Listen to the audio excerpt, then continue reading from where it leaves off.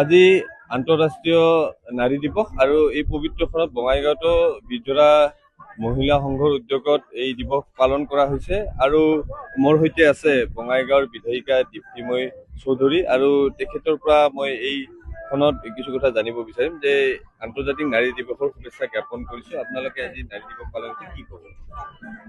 নাৰী দিৱস আমি প্ৰত্যেক বছৰে ইয়াতে সদায় পালন কৰি আহিছোঁ।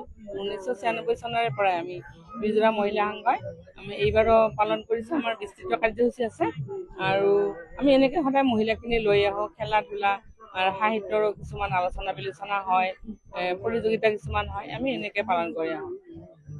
এটা ৰাজনৈতিক প্ৰশ্ন, যিহেতু সমাগত বিধানসভা নিৰ্বাচন, গতিকে এইবাৰ বঙাইগাঁৱত কি হ'ব? বঙাইগাঁৱত এইটো কি ক'ম, এইটো ৰাইজে নিশ্চয় নিৰ্ধাৰণ কৰিব কি হ'ব। সাধাৰণতে আমাৰ ৰাইজখিনি মানে সচেতন ভোটাৰখিনি যি ভাবে, তেওঁলোকে যি বিচাৰে, তেওঁলোকৰো পোৱা নোপোৱাৰ হয়তো কিছুমান থাকিব পাৰে, এইবোৰ সকলো মিলি পেলাই এটা সুস্থিৰ সিদ্ধান্তৰ শেষত লয়। ইতিমধ্যে দলীয়ভাৱে কিছু প্ৰাৰ্থী বাছনি বা এই ক্ষেত্ৰত কিবা আৰম্ভ হৈছে নেকি তেনেধৰণৰ প্ৰক্ৰিয়া? যোৱাকালি পাৰ্টি অফিচত এখন মিটিং হৈছিলে, কিন্তু শুনাহে পাইছোঁ। মই আচলতে তাতে সেই সভাত আমন্ত্ৰিত নাছিলোঁ, যোৱা নাই। তাৰমানে শুনা পাইছোঁ এখন কমিটি গঠন হোৱা বুলি, বাকী বিশেষ আৰু মই ইমান নাজানো। প্ৰাৰ্থী বাছনি প্ৰক্ৰিয়া আৰম্ভ সেই সময়ত সেই বিষয়টো লৈ নেকি, কিন্তু গোটেইখিনি মই খবৰ লোৱা নাই এতিয়ালৈকে, অলপ ব্যস্ত আছোতো।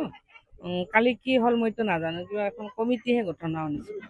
যিহেতু আপুনি বিধায়িকা হিচাপে নিৰ্বাচনত নিৰ্বাচিত হ'ল আৰু প্ৰতিনিধিত্ব বৰ্তমানলৈকে কৰি আছে, গতিকে আগন্তুক দিনত কি ভাবিছে বা আপোনাৰ পৰিকল্পনা কি ধৰণৰ?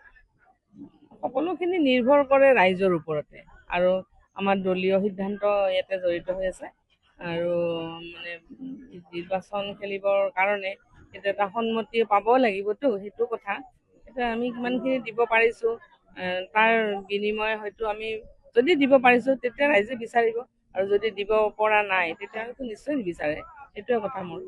পুনৰবাৰ যদি আপোনাৰ নাম আহে বা বিচাৰে, তেতিয়া আপুনি কি ধৰণে বিবেচনা কৰিব?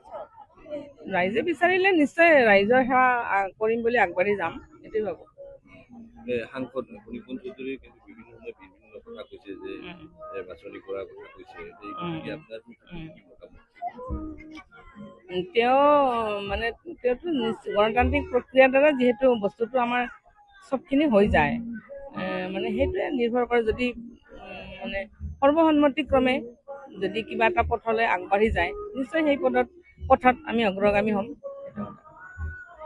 এয়া আছিল বঙাইগাঁৱৰ বিধায়িকা দীপ্তিময়ী চৌধুৰী। আৰু ইতিমধ্যে বঙাইগাঁও বিধানসভা সমষ্টিৰ আগন্তুক বিধানসভা নিৰ্বাচনৰ প্ৰতি লক্ষ্য ৰাখি বঙাইগাঁৱত দলীয় প্ৰাৰ্থী লৈ বাছনি প্ৰক্ৰিয়া আৰম্ভ কৰিছে, আৰু ইতিমধ্যে এখন সমিতিও গঠন কৰিছে। গতিকে নিৰ্বাচনৰ যি প্ৰক্ৰিয়া সেয়া আৰম্ভ হৈছে, আৰু পৰৱৰ্তী সময়ত সেই সমিতিখনে নিৰ্ধাৰণ কৰিব যে আগন্তুক দিনত কাক প্ৰাৰ্থী হিচাপে প্ৰক্ষেপ কৰা হ'ব। আপুনি বিচৰা বাতৰি পাব কেৱল News18 এপত। News18 এপ ডাউনলোড কৰিবলৈ স্কেন কৰক এই QR কোড। Google Play Storeতো পাব এই News18 এপ।